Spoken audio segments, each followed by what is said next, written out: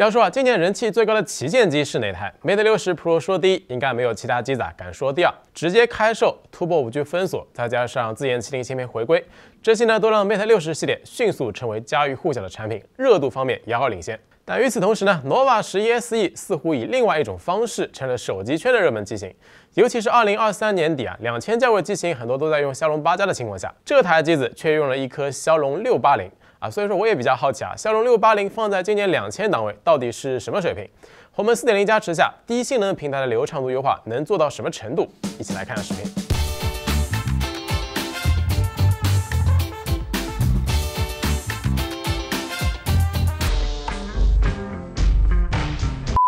骁龙680这颗 SoC 发布于2021年10月27号。你说它很复古嘛？其实也没有，也就2年多时间。但是因为发布时就定位低端市场，核心架构层面确实有些年份了。是基于2016年发布的 A73 的前端解码宽度呢为2路，后端整数 ALU 呢也就2个。虽然说是中和，但是对比如今的 A78、A715、A720 这些产品，性能差距还是非常大的。频率呢是2.4GHz 加1.9GHz，工艺制程呢是台积电6纳米工艺。实测 Geekbench 6单核呢是400加，多核呢是1400加。因为架构太老了，加上主频不高 ，CPU 的多核性能连骁龙7加这样的单核都不如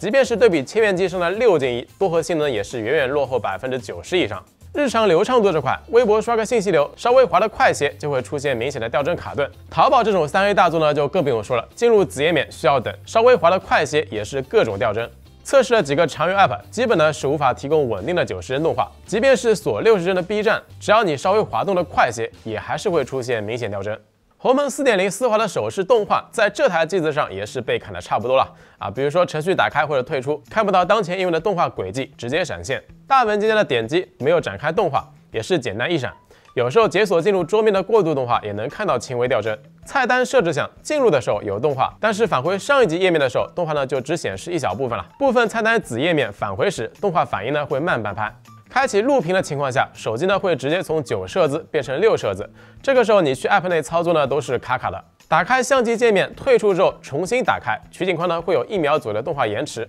引用网友的话呢，就是你在 Nova 11 S 上的每一次滑屏操作，都在让骁龙680汗流浃背。本质上呢还是性能太拉了不仅是 CPU 性能了 ，GPU 性能呢也更拉。骁龙680的 GPU 型号呢是 Adreno 610，3D Mark Wildlife 平均呢是2.7帧，就算是低端的骁龙6进1，性能呢也是680的5.2倍，7加进2就更不用说了，差不多是680的17倍。当然了 ，3D Mark Wildlife 对于680来说，估计是压力太大了些。在 GFX Bench 曼哈顿 3.0 力屏渲染测试中，差距呢相对小一些，680平均呢是22帧，功耗呢是1.31瓦，能效呢是16.79。小规模加老架构加高频率，实际能效比表现呢也是比较糟糕的。当然有一说一680的 GPU 分值功耗呢也就这些，对于手机的散热性能倒是没啥要求。王者荣耀游戏选项里，目前最高只支持60帧，画质最高支持到高清无法选择极致档位。选择超高分辨率档位之后呢，会强制降分辨率。实测高清60帧模式，平均呢是59.6帧，整机功耗呢是2.8瓦，比预期还是要强些的。游戏过程中4个 A73，大多数时间呢是顶在2.4GHz 频率下，也算是尽力了。但是呢，因为性能较弱，团战的时候依然会掉到50帧左右。至于原神嘛，就图一乐吧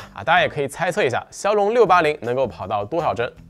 因为是低端平台最高渲染分辨率呢是 640p，Nova 11 S 平均呢是11帧，整机功呢是2.9瓦，属于是全程看 PPT 状态了。骁龙6进1 640p 渲染分辨率平均呢是 35.5帧，整机功呢是 4.9瓦，锁个30帧的话，勉强能够达到电影级流畅度。Note 12 Turbo 平均呢是53帧，整机功呢是 5.7瓦，游戏体验明显会好很多。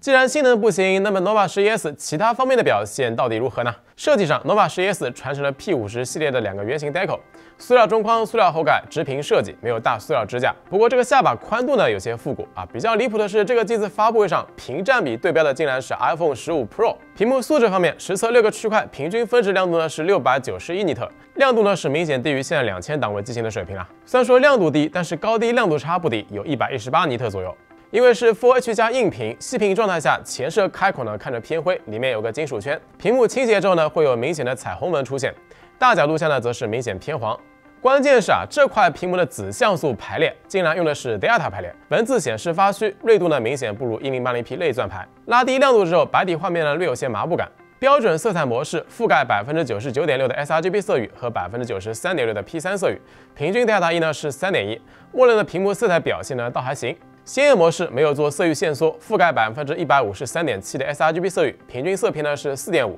这个模式下，桌面图标显示呢会明显过饱和，建议默认模式使用。频闪方面，中高亮度呢是 LEDC， 中低亮度呢是720赫兹的 PWM 调光，并且随着亮度降低，占空比呢也会明显降低。系统中没有低频闪选项。相机方面 ，nova 11S 的主摄传感器呢型号未知，采用的是1亿像素，光圈呢是 f1.9， 没有光学防抖。可能还是680性能太弱的关系啊。相机使用过程中需要保持一定的耐心，拍完一张照片之后需要稍微等一下。如果马上去点击照片预览，有一定概率照片预览动画会卡一下。录像规格方面，前摄后摄最高呢仅支持 1080p 30帧。虽然说是1亿像素主摄，拍摄界面上呢还放了一个2倍和10倍，但是同样基于主摄2倍数码裁切效果上 ，nova 11S 的解析力是远不如6400万像素的 Note 12 Turbo 的，也不如定价更低端的荣耀 X50。放大看，基本是看不清画面的细节了。进一步放大到3倍模式，差距呢就更加明显了。另外2台还能勉强看清楚价格数字 ，nova 11S 的价格呢就需要对照组想象了。日常的成像色彩上整体偏寡淡，会有些泛白缺少正常的明暗对比。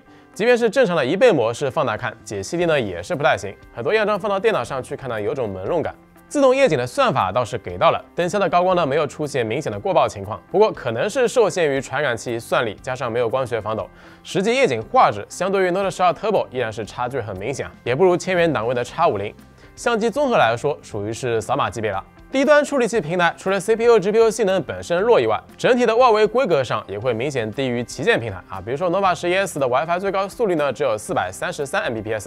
说实话，现在1000元机用这个规格呢可能还有，但是2000档位是很久没有看到单天线不支持 WiFi 6的机子了。配套的闪存规格呢是 UFS 2.2， 顺序读写呢分别是990+和790+，和 UFS 3.1呢有较大差距。视频解码方面，目前 B 站呢最高只支持到 1080p 60帧的视频播放，4K HDR 杜比世界呢全部都是不支持的。其他外围规格上，指纹用的是侧边电路式指纹，解锁速度没啥问题，可以设置为轻触解锁，也可以设置为按压解锁。马达呢是经典的转子马达，所以系统默认设定打字震动呢是关闭的。单屏 GPS 没有红外，实际扬声器效果大家可以戴上耳机来听一下录制部分。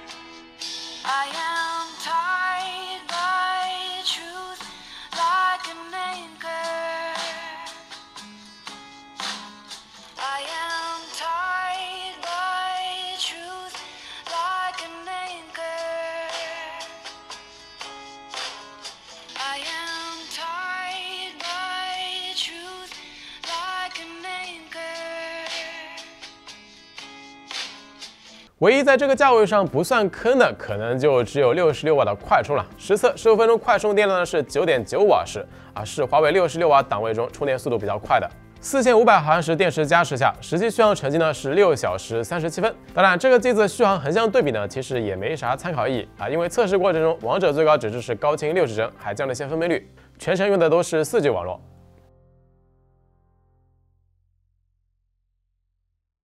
OK， 那么简单小结吧，骁龙680这颗 SoC 的实际性能要比我预期呢要低不少不说和现在很多线上机型采用的8加相比就算是和部分主打线下1000出头的6件一机型相比，性能呢也是差了一大截。古董级别的核心架构加上频率呢不算高，就算是单个 App 内的信息流滑动流畅度都难以保障，可能用在一些500-600元左右的入门低端机上，配合720p 60赫兹屏幕勉强凑合；用在超过1000元以上的机型上，性能部分妥妥就是电子垃圾水平。至于 nova 11S 这个机子，不仅处理器拉了，实际上除了66瓦快充，其他方面也基本拉了，而且拉得很彻底。2023这个价位唯一的 Delta 排列 OLED 的硬屏，可视角度、精细度、亮度呢都不太行。相机呢是扫码水平，单扬声器433 Mbps 单天线 WiFi 5，转子马达没有红外，关键呢还卖2000大有一种今夕是何年的感觉说实话，做完这个机子的测试呢，心情是有点复杂的除了配置本身比较烂，对于那些预算只有2000，看重品牌但又不太懂的线下消费者，可能线下销售员一推销买了是真的买了大概率呢也不会来看评测视频作为参考。当然，每家手机厂商都会有好的产品、差的产品，大家具体机型具体分析就行。华为也好，其他厂商也好，做得好的我们用行动支持，做得不好的地方，消费者鞭策改进。毕竟谁的钱都不是大风刮来的。OK， 那么以上就是关于骁龙680的性能测试以及 Nova 11S 的全部评测内容了。如果觉得视频做的还不错希望各位老铁能够点个赞、加个关注，这是我们更新视频的最大动力。同时呢，也别忘了去我们淘宝配件店逛一逛、看一看，搜罗更多优质壳膜。那我们下期视频不见不散，拜了个拜。